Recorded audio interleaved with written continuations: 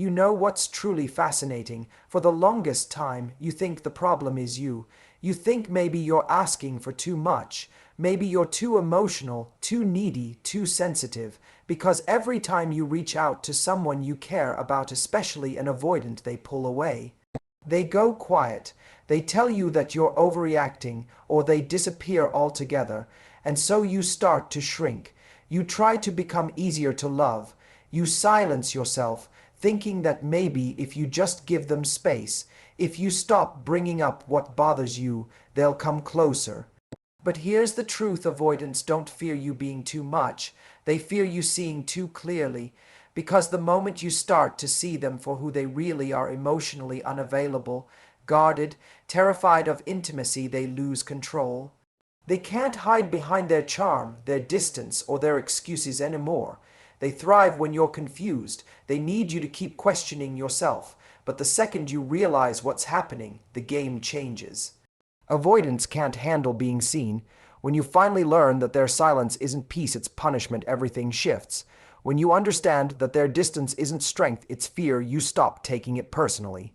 And when you see that their avoidance isn't about you being unworthy, but about them being incapable of emotional closeness, you start to reclaim your power. This is the moment they panic, not because you're angry, but because you're aware. Awareness is the one thing they can't manage. You stop chasing, you stop explaining, you stop trying to earn love from someone who's afraid of giving it, and that's when they lose the control they once had. The truth is, love doesn't disappear when you stop chasing it. It gets redirected toward you, and once you finally see that your worth has never been tied to someone's ability to meet you emotionally, you begin to attract people who can. So don't hate the avoidant, don't try to fix them, just understand them, because understanding is power, and when you finally learn the truth about them, you don't become cold, you become clear. And clarity is something avoidance simply cannot handle for so long. You may have believed that the reason people pull away from you is because you feel too deeply, speak too openly, or expect too much. You might have been told, directly or indirectly, that your emotions are a lot, that your honesty is intense, your affection is overwhelming, or your desire for clarity makes things complicated. But what if that wasn't the truth at all? What if instead the people who made you feel this way were simply unable to handle genuine emotional connection? Avoidants often make you believe that your need for love, reassurance, or consistency is excessive because it protects them from facing their own fear of intimacy. When you start to realize that, something powerful begins to shift inside you. Avoidants are experts at making distance look like balance. They often appear calm when others are emotional. They seem grounded when you're vulnerable. And in comparison, you start to feel like the unstable one. But their calm isn't peace, it's avoidance. It's a practiced detachment designed to keep them safe from the discomfort of being truly known.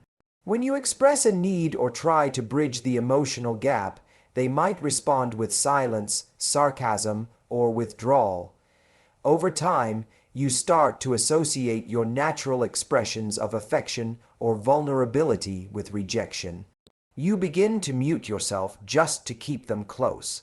This is how avoidants maintain control, by subtly convincing you that your emotions are problems to be fixed rather than signals to be understood.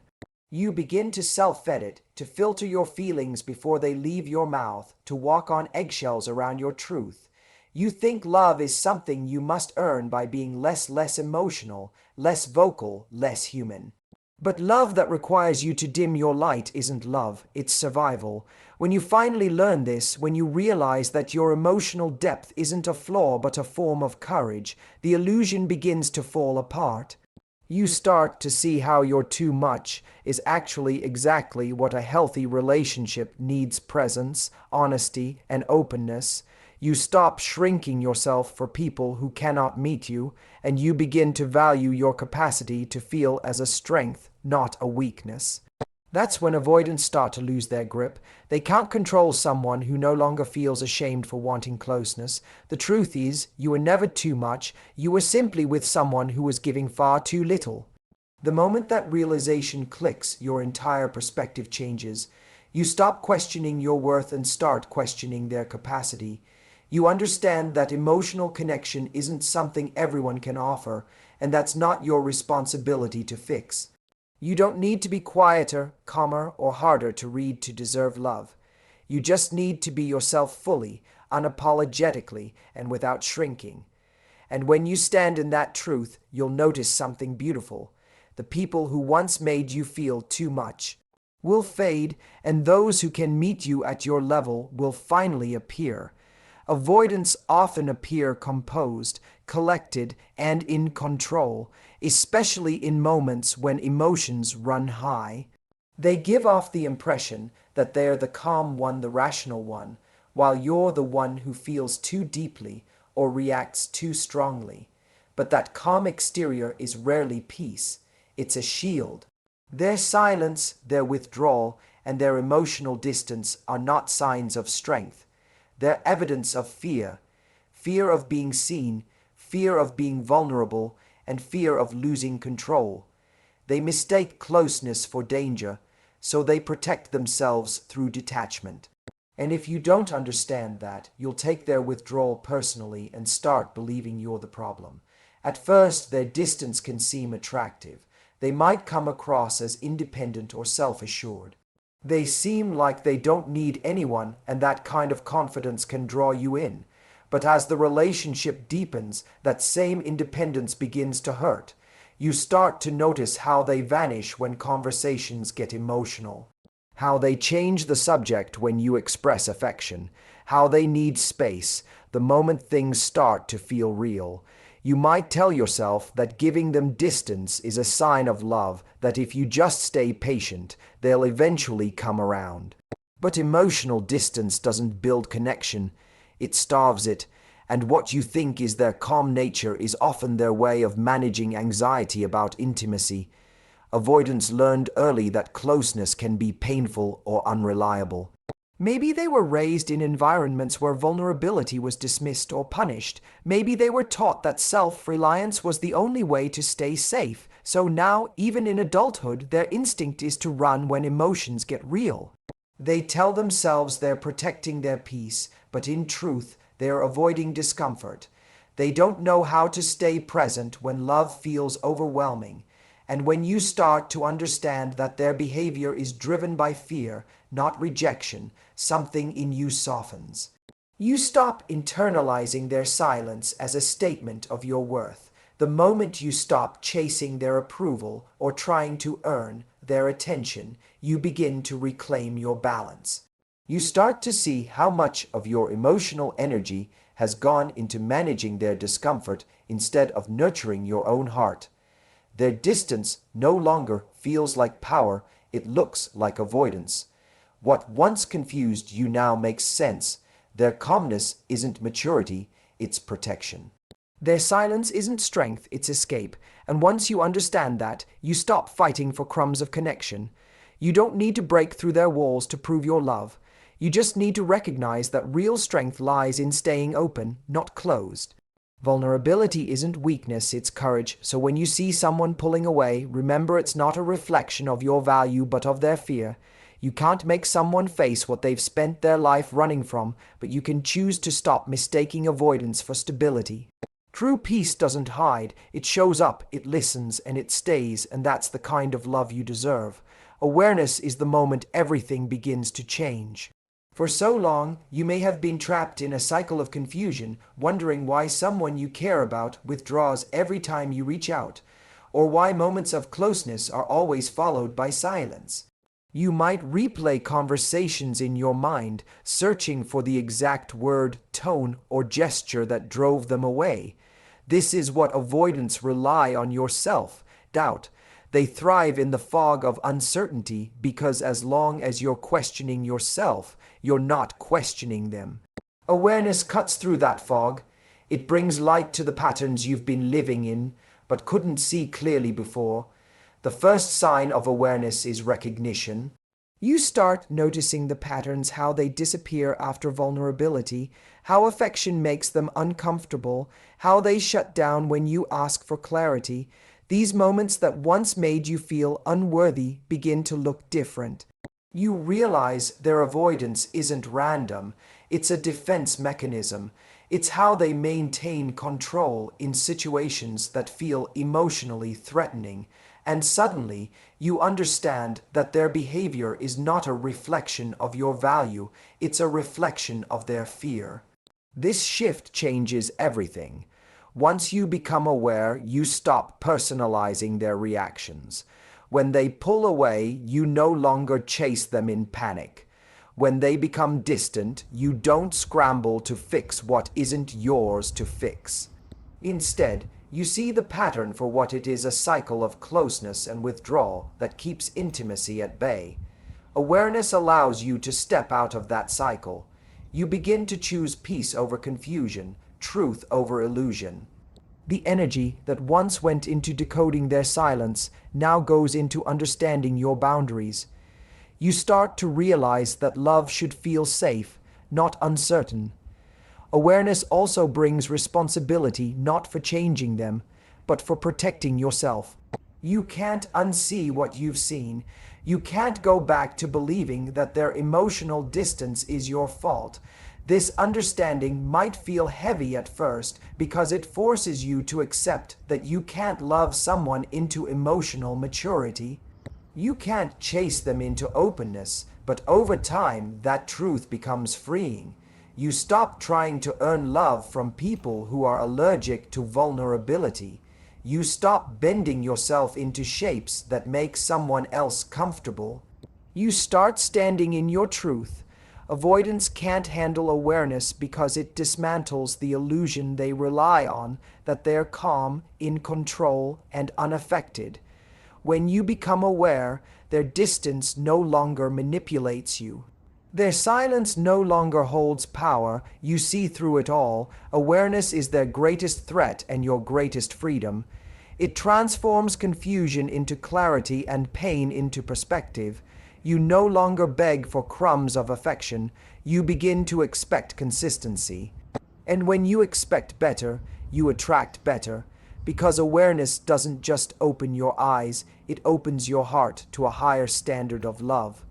When you finally understand that an avoidance behavior is not about your worth, but about their fear, you begin to reclaim your emotional authority. For so long, you might have lived in reaction to their moods, feeling anxious when they withdrew, relieved when they reappeared, and desperate for any sign of affection or validation. You may have believed that if you just did things differently, loved them more gently, or avoided certain topics, they would finally stay close. But once you see the truth that their inability to connect is rooted in their own emotional limitations, the balance shifts. You stop negotiating for love and start remembering who you were before you began questioning yourself. Avoidants often condition you to believe that connection is something you have to earn. They teach you silently that love is conditional, that it must be managed carefully to avoid triggering their distance. Over time, you begin to live in a constant state of self-surveillance, watching your tone, your timing, and your vulnerability.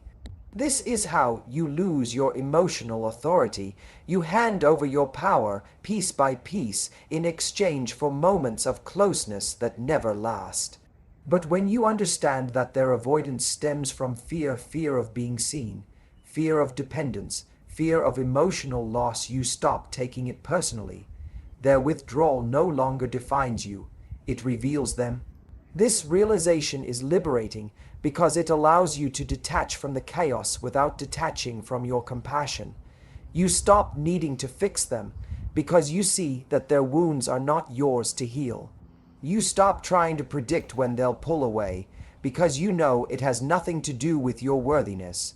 You begin to center your emotional world around your own stability instead of their unpredictability. That's what reclaiming emotional authority truly means: no longer allowing someone else's fear to dictate your sense of peace. The beauty of this shift is that it brings you back to yourself. You start to trust your feelings again. You stop dismissing your intuition when something feels off. You stop silencing your needs in exchange for temporary harmony. When you no longer depend on an avoidance approval, you gain clarity, the kind that only comes from emotional independence. You learn to validate your own feelings instead of waiting for someone who cannot meet you to do it for you. And the moment you begin to validate yourself, your entire energy changes. Avoidants often lose interest when they can no longer control the emotional temperature of the relationship. Once you stop seeking their reassurance, they can no longer define the rhythm of your connection. You stand tall in your truth, calm, centered, and clear. You no longer beg for consistency, you embody it. You stop settling for half love, half presence, and half effort, because when you reclaim your emotional authority, you remember something powerful. You are not here to prove your worth. You are here to protect it. Clarity is one of the most powerful things you can ever achieve in a relationship, especially with someone who avoids emotional intimacy. For a long time, confusion keeps you trapped. You question their intentions, reinterpret their silences, and excuse their inconsistency as a misunderstanding. You convince yourself that if you just communicate better, love harder, or wait a little longer, things will improve. But clarity cuts through all of that. It removes the fog, and when the fog clears, you finally see the truth. You were never too much, and they were never ready. That understanding doesn't make you bitter, it makes you free. Clarity is not about blaming the avoidant. It's about understanding the dynamic. It's about realizing that someone who fears closeness cannot offer the kind of safety and consistency you crave. You begin to see that their push and pull behavior isn't about you, it's about their internal struggle with intimacy. This insight changes everything. You stop chasing closure from them because clarity gives you your own. You no longer interpret their silence as mystery. You recognize it as avoidance. You no longer confuse emotional distance with strength. You see it as self-protection. And once you see clearly, you stop fighting battles that were never yours to win. What clarity really gives you is power, not the kind that dominates others, but the kind that liberates you. It's the power to walk away without resentment. It's the ability to say, "This isn't about me," and mean it. It's the courage to stop trying to convince someone to meet you emotionally when they don't even know how. When you understand that their avoidance is rooted in fear, you stop internalizing their inability to connect as a reflection of your value. You begin to honor your own emotional needs as valid and necessary, not excessive or inconvenient. With clarity, you begin to attract differently. You stop mistaking unpredictability for passion and inconsistency for depth. You start recognizing emotional availability as attractive, not boring. The chaos that once felt like connection now feels exhausting because you've tasted peace and learned to prefer it. Clarity refines your standards not out of pride, but out of self-respect. You no longer need to prove your worth to anyone. You don't chase love that hides. You invite love that shows up. Avoidants struggle when you reach this level of understanding because their patterns no longer work. They can't control you through withdrawal. They can't confuse you through silence. They can't guilt you into staying. Clarity dismantles every illusion that once held you. You no longer see their retreat as rejection, you see it as redirection. What used to hurt now teaches. What used to confuse now reveals. And in that revelation, you find your strength. Clarity isn't cold, it's kind. It doesn't harden your heart, it protects it. It gives you the peace to let go, the grace to forgive, and the wisdom to choose love that doesn't require losing yourself. In the end, understanding avoidance isn't about judgment, it's about freedom. It's about realizing that love built on fear can never give you peace, and that awareness, clarity, and self-worth are your greatest tools for healing. When you stop chasing those who run from connection, you make space for the kind of love that stays, listens, and grows. So choose yourself, honor your heart, and never apologize for wanting depth in a shallow world. Thank you for listening, for reflecting, and for having the courage to seek truth not just in others, but within yourself.